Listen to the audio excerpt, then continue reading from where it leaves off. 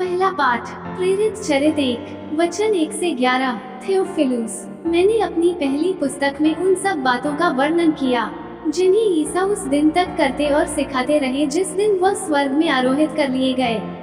उससे पहले ईसा ने अपने प्रेरितों को, जिन्हें उन्होंने स्वयं चुना था, पवित्र आत्मा द्वारा अपना कार्य सौंप दिया। ईसा ने अपने दुख भोग के बाद उन प्रेरितों को बहुत से प्रमाण दिए कि वह जीवित हैं। वह 40 दिन तक उन्हें दिखाई देते रहे और उनके साथ ईश्वर के राज्य के विषय में बात करते रहे।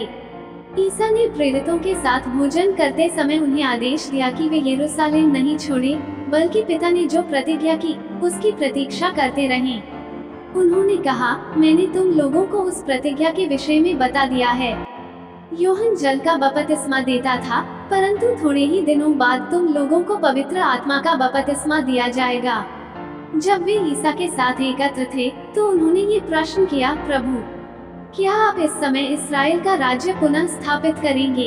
ईसा ने उत्तर दिया, पिता ने जो काल और मुहूर्त अपने निजी अधिकार से निश्चित किए हैं, तुम लोगों को उन्हें जानने का अधिकार नहीं है। किंतु पवित्र आत्मा तुम लोगों पर उतरेगा और तुम्हें सामर्थ्य प्रदान करेगा और तुम लोग यरूशलेम, सारी यहूदिया और सामरिया में तथा पृथ्वी के अंतिम छोर तक मेरे साक्षी होंगे। इतना कहने के बाद ईसा उनके देखते देखते आरोहित कर लिए गए और एक बादल ने उन्हें शिष्यों की आंखों से ओझल कर दिया। ईसा के चले जाते समय प्रेरित आकाश की ओर एकटक देख ही रहे थे कि उज्ज्वल वस्त्र पहने 2 पुरुष उनके पास अचानक आ खड़े हुए और बोले, गलीलियो, आप लोग आकाश की ओर क्यों देखते रहते हैं? वही ईसा जो आप लोगों के बीच से स्वर्ग में आरोहित कर दिए गए हैं, उसी तरह लौटेंगे जिस तरह आप लोगों ने उन्हें जाते देखा है। सुसमाचार संत मार्कुस 16 वचन 15 से 20। इसके बाद ईसा ने उनसे कहा, संसार के कोने कोने में जाकर सारी सृष्टि को सुसमाचार सुनाओ। जो विश्वास करेगा और बपतिस्मा ग्रहण करेगा उसे मुक्ति मिलेगी, जो विश्वास नहीं करेगा वह दोषी ठहराया जाएगा।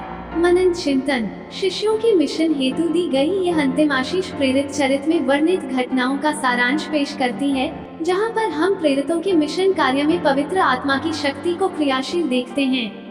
अंत में स्वर्गारोहण का विवरण दिया गया है, जो प्रेरित चरित्र में दिए गए वर्णन पर आधारित है। मसीह द्वारा दिव्य शक्ति का आश्वासन उनके अनुयायियों और विश्वासियों के सारे कार्यों के पीछे की ताकत का राज है। आज की कलीसिया में इन गतिविधियों में से अधिकांश की तो अपेक्षा नहीं की जा सकती है, लेकिन पहली और आखिरी गतिविधि आज भी कलीसिया का कार्य है। बुरी आत्माओं को निकालना और चंगाई इतनी नाटकीय रूप से नहीं की जा सकती है जितनी की सुसमाचार के चमत्कारों में की जाती है, लेकिन यह अभी भी खरीस्ती और विश्वासियों और अगुओं का काम है कि जहाँ कहीं बुराई की ताकतें हैं वहाँ प्रभु की भलाई व अच्छाई लाई जाए और जहाँ कहीं घाव है वहाँ चंगाई हो। हमारी दैनिक दिनचर्या में हमारे पास या तो क्रोध और शत्रुता को भड़काने या इसे शांत करने के लिए कई अवसर हैं। एक जख्म को और अधिक बढ़ाने या उस पर मरहम लगाने के अवसर हैं।